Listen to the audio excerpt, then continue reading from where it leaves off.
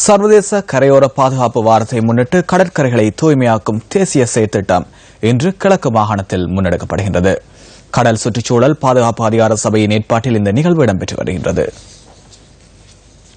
இலங்கைக்கு சிறந்த கடற்கரை என்ற துணைப்பொருளின் கீழ் கடற்கரையை தூய்மையாக்குதல் மற்றும் விழிப்புணர்வு நடவடிக்கைகள் முன்னெடுக்கப்படுகின்றன. சர்வதேச கரையோர பாதுகாப்பு வாரத்தை முன்னிட்டு மட்டக்களப்பு கல்லடி கடற்கரையை தூய்மையாக்கும் செயற்திட்டம் முன்னெடுக்கப்பட்டது. மட்டக்களப்பு மாவட்ட அரசாங்க அதிபர் PSM சார்ல்ஸ் தலைமையில் இந்த நடவடிக்கை முன்னெடுக்கப்பட்டது. இந்த நிகழ்வில் அரசு உத்தியோகத்தர்கள், பாடசாலை மாணவர்கள் உள்ளிட்ட பலர் கலந்து கொண்டனர். இதேவேளை தென்னெருவில் பற்று பகுதியில் கடற்கரை தூய்மையாக்கும் செயற்திட்டம் பிரதேச செயலாளர் தலைமையில் முன்னெடுக்கப்பட்டது. இந்த செயற்திட்டத்தில் முப்படையினர், அரசு அதிகாரிகள் மற்றும் பொதுமக்கள் என பலரும் கலந்து கொண்டனர். திருகோணமலையில் பெரியாற்று முனை கடற்கரை தூய்மையாக்கப்பட்டது. கிண்ணியா பிரதேச செயலாளர் MA அனஸ் தலைமையில் இந்த நடவடிக்கை முன்னெடுக்கப்பட்டதுடன் பாடசாலை மாணவர்களும் படை அதிகாரிகளும் கலந்து கொண்டனர்.